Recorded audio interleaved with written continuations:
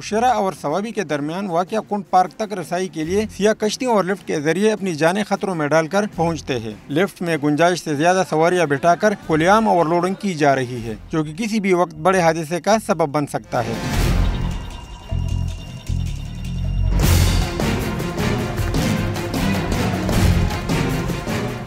Chair lift का देखें, वहाँ पे जो है ओवरलोडिंग हो रही है और वो काफ़ी पुराना है, उसकी जो वायर है वो काफ़ी कमज़ोर हो चुकी है, वो कभी भी ड्रॉप हो सकती है और ये मिसहैप हो सकता है। कश्तियों में भी ओवरलोडिंग का सिलसिला शुरू है। गुज़िश्ता दिनों दरिया काबल में किश्ती डूबने की नतीजे में दर्जन से ज़ायद सियाह जान बहक हो गए। लाइफ जैकेट के बगैर कश्तियों में आर पार का सिलसिला भी जारी रहता है। हुकूमत को होना चाहिए कि भाई इस पे अपना एक्शन ले ले और अपना काम मुकम्मल कर दे, एक पुल बना दे कि आवाम को सहूलत हो।